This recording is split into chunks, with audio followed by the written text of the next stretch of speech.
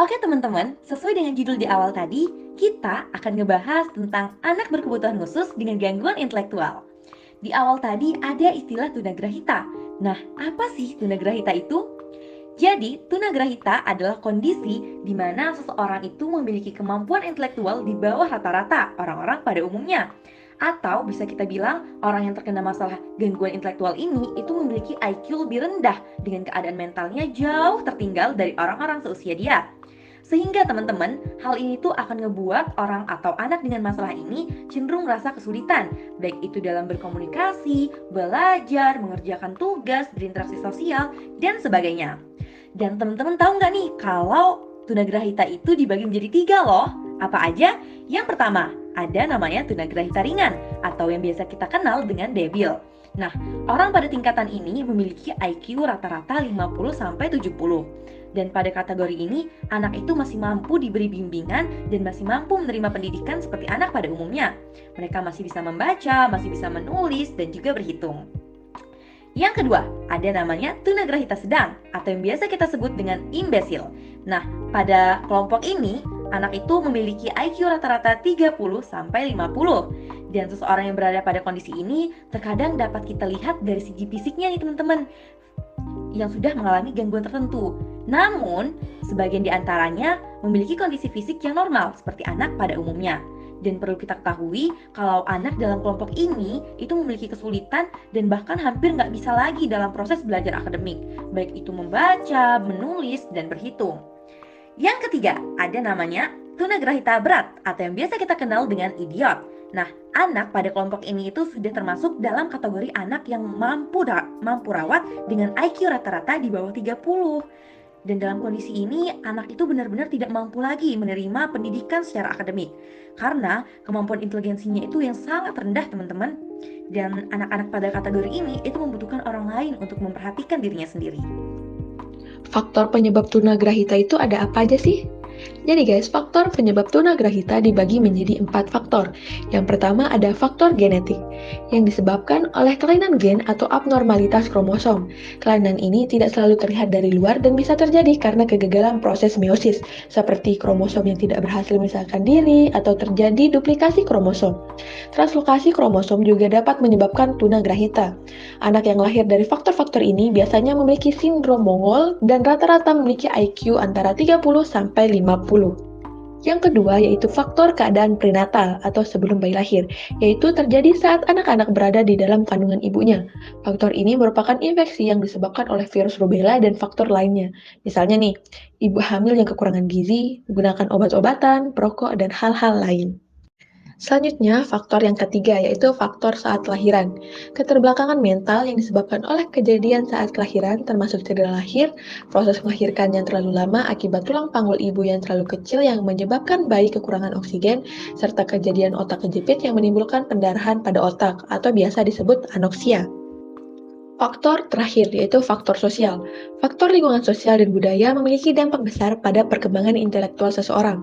Pengalaman negatif atau kegagalan dalam interaksi sosial selama masa perkembangan dapat menjadi salah satu penyebab terjadinya tunagrahita. Selain itu, kurangnya perhatian terhadap pentingnya pendidikan dini dan kurangnya pengetahuan orang tua dalam memberikan pendidikan juga dapat mempengaruhi perkembangan intelektual anak. Nah, teman-teman, selanjutnya kita akan membahas karakteristik dari anak tunagrahita. Jadi, karakteristik atau ciri-ciri anak dengan tunagrahita menurut Sinta 2011 dapat dilihat dari beberapa segi. Nah, yang pertama itu kita lihat dulu dari segi fisiknya. Yang pertama, hampir sama dengan anak normal. Yang kedua, anak dengan tunagrahita itu kematangan motoriknya itu lambat. Dan yang ketiga, koordinasi gerakannya kurang. Dan yang keempat, anak tunagrahita berat tuh dapat kelihatan. Selanjutnya kita akan lihat dari segi intelektual. Yang pertama, anak dengan tunagrahita itu sulit untuk mempelajari hal-hal akademik.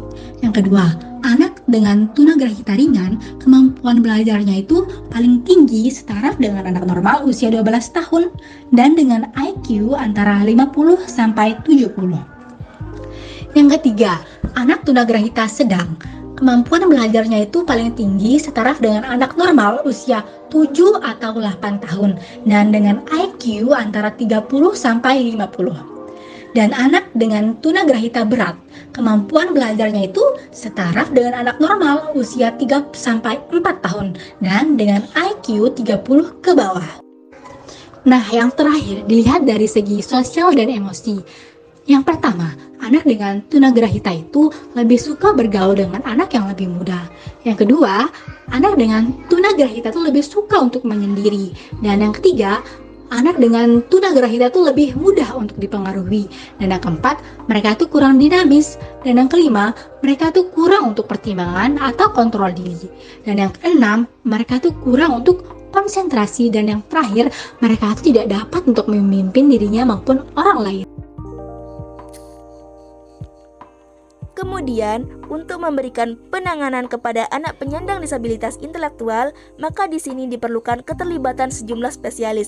Misalnya seperti ahli saraf anak, psikolog, ahli bedah ortopedi, ahli terapi wicara, dan ahli terapi okupasi. Semakin banyak ahli profesional yang terlibat dalam penanganan anak, maka semakin besar pula kemungkinan anak untuk dapat berkembang secara optimal. Selain itu, peranan orang tua juga sangat penting untuk mendukung tumbuh kembang anak. Ada beberapa hal yang dapat kita lakukan sebagai orang tua. Pertama, kita dapat mendukung anak untuk meningkatkan kapasitas memori mereka dengan mengajarkan aktivitas-aktivitas sederhana seperti cara berpakaian, mandi, dan makan sesuai jadwal yang teratur. Hal ini akan membantu anak untuk belajar mengingat perintah yang diberikan kepada mereka. Kedua, kita sebagai orang tua dapat memasukkan anak ke sekolah khusus, misalnya seperti SLB. Kenapa harus sekolah khusus? Karena di sana anak-anak akan dididik sesuai dengan kebutuhan dan kondisi mereka. Anak-anak tunagrahita ini memiliki kemampuan intelektual yang cukup rendah dibandingkan dengan anak-anak pada umumnya, sehingga mereka membutuhkan orang lain untuk membantu mereka di sekolah. Dan tentunya dukungan seperti ini akan mereka dapatkan di sekolah khusus. Selain itu, sistem pendidikan sekolah khusus juga memberikan anak layanan khusus untuk membantu mereka belajar dan berkembang, khususnya agar mereka dapat hidup dengan mandiri. Selanjutnya, hal yang ketiga yang dapat kita lakukan yaitu mendidik anak dengan perlahan dan sabar. Mengingat anak-anak ini memiliki keterbatasan dalam mengingat, orang tua perlu mendidiknya dengan sabar dan perlahan. Di samping hal-hal yang mereka kelak peroleh di sekolah, ada hal penting yang perlu kita ajarkan sendiri. Kita perlu memperkenalkan dan mengajarkan anak bagaimana mereka berinteraksi, serta keterampilan yang mereka butuhkan.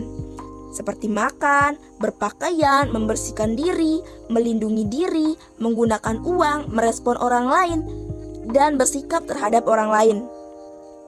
Karena sebenarnya sebagian besar anak penyandang tunagrahita dapat hidup bersama masyarakat lain. Bahkan penyandang disabilitas ini memiliki pekerjaan dan dapat hidup mandiri. Ada beberapa prinsip yang perlu diajarkan dalam pengajaran anak tunagrahita. Ada prinsip apa aja sih? Nah, jadi teman-teman wajib tahu nih, ada 5 prinsip yang perlu diajarkan kepada anak tunagrahita. Dan apa saja yang perlu kita perhatikan dalam pengajaran anak tunagrahita ini. Yang pertama, pembelajaran fungsional dalam lingkungan alam dan kegiatan praktik. Nah, jadi dalam hal ini, kita perlu memberikan pembelajaran yang mengaitkan dengan kehidupan yang nyata dan dapat dipraktikkan dalam kehidupan sehari-hari. Yang kedua, pembelajaran dimulai dari apa yang diketahui anak atau sesuai dengan kecepatan belajar anak, yang artinya dalam menghadapi anak tunagrahita ini, kita perlu memberikan pelajaran yang sifatnya paling sederhana agar mudah untuk dipahami oleh anak.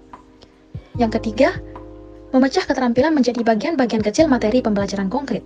Yang keempat, adanya alat bantu visual untuk membuat sesuatu yang konkret, yang artinya dalam menjelaskan sesuatu kepada anak dengan gangguan intelektual ini, maka kita perlu menggunakan alat bantu visual seperti yang dapat dilihat, didengar, dan dirasakan oleh anak.